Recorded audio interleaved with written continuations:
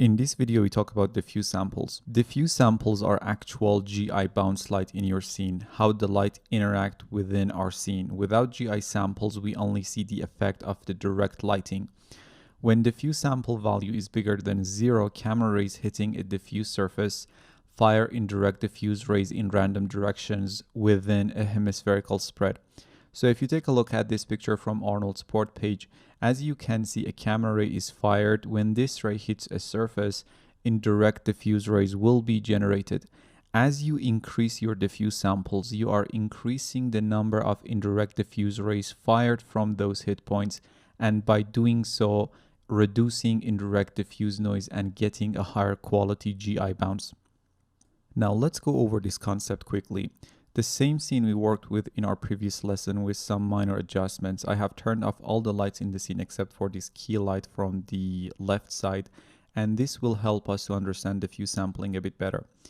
This is the render that we are getting by default.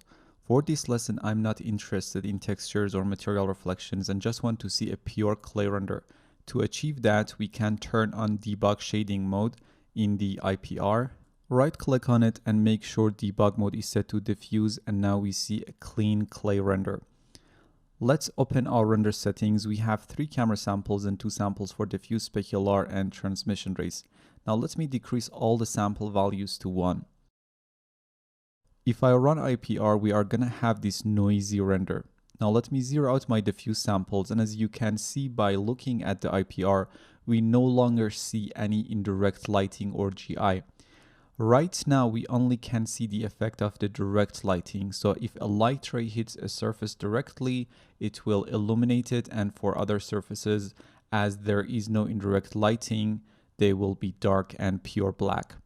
As soon as you have a bigger value than 0, like 1 for your diffuse samples, you start to see the indirect lighting and the effect of global illumination or GI. You notice how those previously dark renders are now getting some indirect lighting, and therefore they are brighter. We can actually individually see our diffuse direct and diffuse indirect render passes, or AOVs.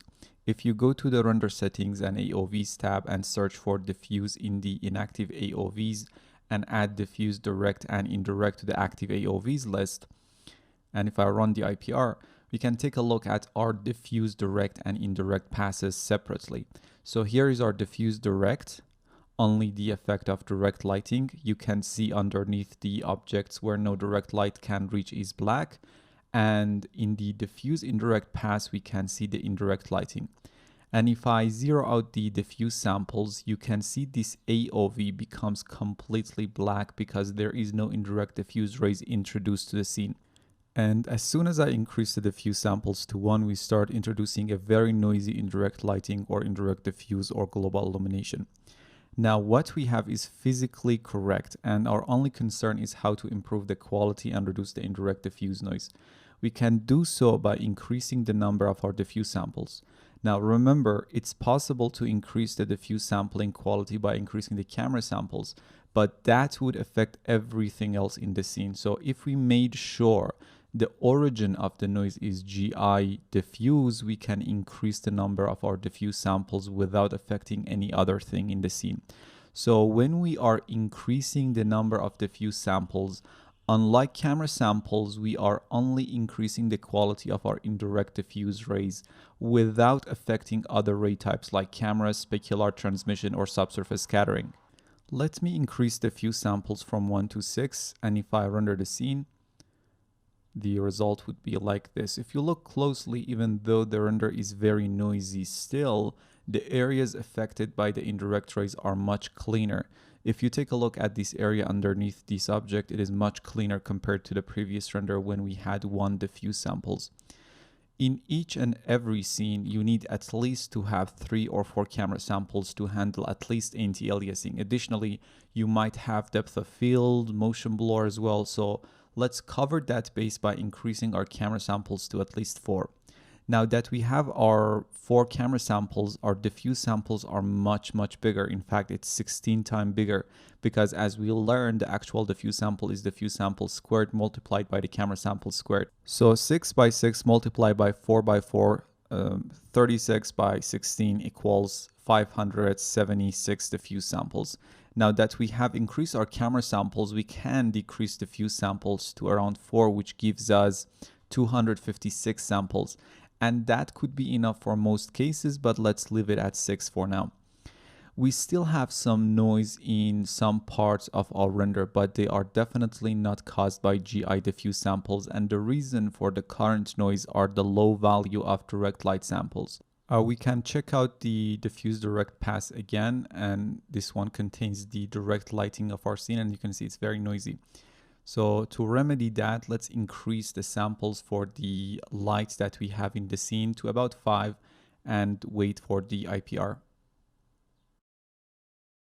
And now we're going to have this clean render. There are still some noise around, but this is a clay render without any textures, and textures tend to hide a lot of noise as well. And obviously we can still increase our diffuse and light samples to get even cleaner renders. Two things to remember though. First of all, remember the actual number of diffuse samples are the input squared multiplied by the camera samples squared. And also use diffuse samples sparingly because it's going to have a huge impact on your render time. For example, if you saw some GI diffuse noise, increase this value to, let's say, 3 and see if the noise is gone. The default value is 2, I think, for the diffuse samples. If still there were some GI noise, then increase it to 4 and just like that. In this lesson, we discussed diffuse samples, and in the next lesson, we are going to talk about specular samples. See you there.